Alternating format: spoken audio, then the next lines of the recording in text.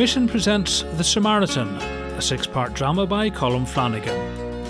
Episode 5, A Journey and a Story.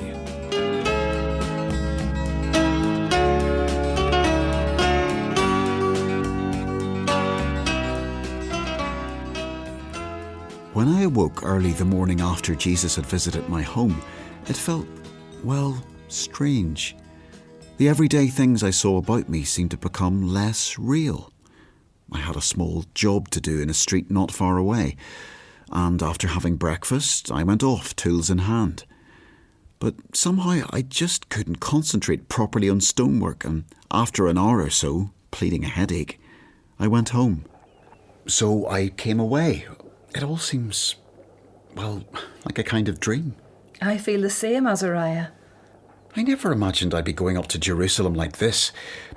It's about 4 days' journey from here. I think Jesus is planning to cross the lake and follow the road via Jericho. His follower, Simon Peter, has organised a boat so we don't have to go north round the tip of the lake. But all of this, it's not how I expected my life to be. I'll miss you when you're away. While you were working, I went to the market. I didn't feel so alone there as I used to. People are being much more friendly to me now. Have you been telling anyone that we're getting married? No, not yet, so it can't be that. Jesus has changed other people's lives, as well as ours. Do you want to come with me to Jerusalem? No, Azariah. It's kind of you to think of that, but I think I'd rather stay here, for now anyway. I can maybe talk to more people. Some of the things Jesus said to me need a lot of thought, but if I'm right, his followers will be a force for good in this world, and Sychar could do with that. I felt much better after having talked this over with Abigail. I went back to Elias's house and completed my work there. Then it was time to prepare for the next day's journey. So here you are, Azariah, on a boat on the lake. Have you done much sailing? None at all, Andrew. There's not a lot of work for a stonemason on a boat. I'm glad it's a good day. I believe you can get some pretty fierce wind and sea here in Galilee. Oh, you're right. We've had some very scary experiences on this lake. Some of them with Jesus. Yeah, there was one time when we were in the middle of a terrible storm and Jesus appeared, walking on the water. What? It's true. We were petrified with fear. I'd have jumped out of the boat. That's exactly what Peter did. But not with fear. When we realised who it was, I called out and he said, "Come over to me."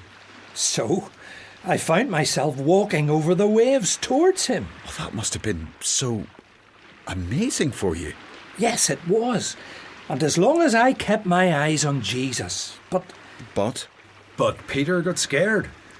I saw him beginning to look around at the waves and at the sky. And I began to sink. But suddenly, Jesus was there with us, in the boat, with Peter. But I learned that day to focus my eyes on Jesus. Without him, we're nothing. And with him, nothing evil will happen. I'm beginning to see why you've all followed him. How long before we get to the other side? Oh, about an hour or so, Azariah. Then it's on the road again to Jerusalem for the feast. We travelled onwards, and after a few days, were on the last leg of our journey, the road from Jericho to Jerusalem. It wound up into the hills above the River Jordan Valley, and this part of it had a bad reputation. But we were safe as a group. As we approached Jerusalem, Jesus was met by a group of men whom I took to be synagogue leaders of some sort, Pharisees, who were responsible for upholding the Jewish laws, and some scribes who were sort of legal adjuncts to this, very knowledgeable about the law. They had Jesus in their sights. Now they had a question. It seemed simple at first. Greetings, Rabbi Jesus. I trust you had a safe journey from Nazareth. Indeed we have. My colleagues and I have heard much of your deeds and words, Rabbi, and you show great concern for those around you. You're very kind. And with that in mind, may I ask you a question? Of course. What must I do to have eternal life? Oh, that's a big question. Let me ask you one in return. Naturally, we turn to the scriptures for guidance. do we not? Oh, yes, of course. They're our foundation. What do they say? How do you understand them? The scriptures say, love the Lord your God with all your heart, soul, strength and mind. They also say, love your neighbours as yourself. You've answered your own question then. If you do this, you will have eternal life. But who are my neighbours? Friends? Colleagues? The person who lives beside me? It's not as simple as it seems, surely, Rabbi. Let me tell you a story. A man was going down from Jerusalem to Jericho. You know what that road is like, don't you? Yes. It's well known for robbers. Exactly. Well, robbers attacked this man. They stole everything he had, and then they beat him up badly. Then they left him bleeding on the road. He was half dead. When Jesus began the story, everyone fell silent. I was standing near, and he glanced at me with a little half-smile on his face, as if to say, "Listen, Azariah." What was he getting at? Now, very soon afterwards, a temple priest came along, and as he turned the corner, he could see the man lying prostrate on the stones, blood oozing from his wounds. What do you think the priest did? Well, I don't know. He walked on by the other side and left him. Why do you think he would have done that? He would have become unclean himself. Purity before the law is very important. A good decision, then? Again, a temple helper, a Levite, came across this man, and he did the same thing. These people also have to obey the law. Well, maybe he did the right thing, in the law's eyes. Then a third man came along. When he saw the man, he was filled with pity. He treated his wounds with olive oil and wine, and bandaged him. Then, as he had a donkey with him, he put the man onto it, and took him to an inn. There he looked after him, and the following morning he gave the innkeeper enough money to pay the man's keep, and said he would find more if need be. Now, which of these three people was a real neighbour to the man who was beaten up and robbed? Well, obviously, the third man. Correct. And do you know that third man was a Samaritan? What? A Samaritan? Surely not. We hate them, and they hate us. You heard what I said. He was a Samaritan. Does that surprise you? I see it does. Is hate all you can have? Do you not think that Samaritans can also be truly neighbours to those in distress? He showed pity, that's true, I suppose. But what about the law? Work it out for yourself. You said the law included loving your neighbour. If you've ears to hear, listen to what I am saying. After a bit of confused muttering, the Pharisees left us. Jesus had struck at the heart of their prejudices. He was saying that God makes no distinction between Jew and Samaritan, and I suppose that means every nation and tribe. It all made sense to me now. This was Jesus stating that his teaching of true love for God would have much wider application to the whole world, not just to us little people. And so we came to the village where we were going to stay the night with friends of Jesus. I decided to stay at a tavern in the place and was surprised to find two other people there I hadn't been expecting. Demetrius, you're a long way from home. So are you, Azariah. And what brings you here? A Samaritan?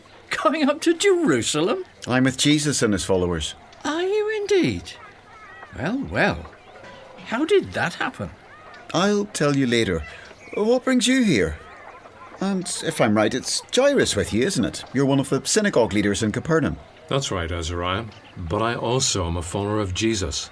He brought my daughter back to life some time ago, and that's why Demetrius and I are here. For the Passover feast? Well, I know it's the custom of all good Jews to make their way to Jerusalem at this time, if at all possible. Well, yes, that would be correct, although... Oh, I think we can tell Azariah our other important reason, Jairus. He can keep a secret. All right, Demetrius, you tell him. Azariah, do you remember the time you saw the crowd in Nazareth trying to kill Jesus? Of course, I would hardly forget it. I was with Servius that day. Yes, he told me that. Well, after what happened, I decided to keep a close eye on Jesus from Nazareth. I asked some of my officials to find out where he was going, listening in the crowd to him speaking, that sort of thing, because I had a feeling he might be in more danger from more powerful forces than a small synagogue crowd in Nazareth. Then he brought my daughter back to life, Azariah. Brought her to life? But only God could do that. Oh, I understand. The healing hands of the Messiah. And then there was your friend, my servant, Isaac. Yes, but I still don't see why you needed to watch him so closely. Well, because others were beginning to take an interest who wouldn't be so sympathetic to someone proclaiming himself the Messiah. I began to get whispers from the governor's office that they wanted information on him. I believe Herod had a hand in this as well. Herod, King of the Jews, as he calls himself, has always been scared of a true Messiah. He's an Edomite, not a Jew, and he suffers from a terrible chip on his shoulder as a result. Not only that, but I heard that Caiaphas was taking an interest in Jesus. Caiaphas? Your high priest? Exactly. Not a man I respect. He has little faith except keeping things quiet so the Romans don't have any reason to get involved in a tricky situation. Things could get out of hand, and riot isn't popular with the Romans. So, Jairus and I decided to join forces, so to speak, to watch Jesus, to try and head off the other watchers and send soothing reports to our superiors. It's worked well up until now, but Jesus coming to Jerusalem at Passover, it's dangerous. It could end very badly. Pilate, the governor, and Caiaphas are both getting very jittery about what Jesus is doing. He raised a man called Lazarus from the dead. Another? Yes, but this time in full view of the scribes and Pharisees in this part of the country. We already have heard from a mutual friend in the Sanhedrin that Caiaphas has said that one man might need to die for the nation. Meaning Jesus. Precisely. So we're going to very discreetly sound out people in the Sanhedrin and in Pilate's household who may be favourable to Jesus. You might be surprised where followers of Jesus are. If we need you, will you help us? Well, I don't see what I could do, but whatever you ask, I'll do. I owe a great debt to Jesus. As we all do, Azariah. As we all do. That night, as I lay awake in the darkness, I felt uneasy. Earlier, I'd heard Jesus talking about death and sacrifice. I wasn't sure what he meant, not being schooled in the Jewish scriptures, but it had sounded a bit ominous. I overheard one of the followers, Thomas, saying to Andrew, "I told you we'd all have to die with him in Jerusalem." Now those words came back to disturb me. If Jesus was God, how could anyone kill him? But if he did die, then wouldn't that prove he was a false Messiah, not God at all? So a liar or a madman with delusions. Either way, my life might go into a meaningless mess, and that was something I just didn't want to consider. I tried not to worry. I didn't really succeed. But maybe tomorrow would bring some better news. I finally fell asleep and dreamt of Abigail and Sychar, all so far away now.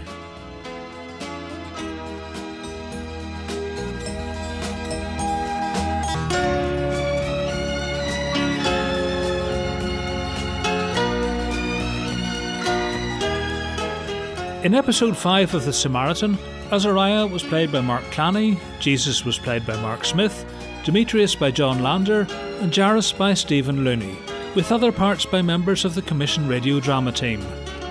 The programme was written and produced by Colm Flanagan at Commission Studios in Belfast, Northern Ireland.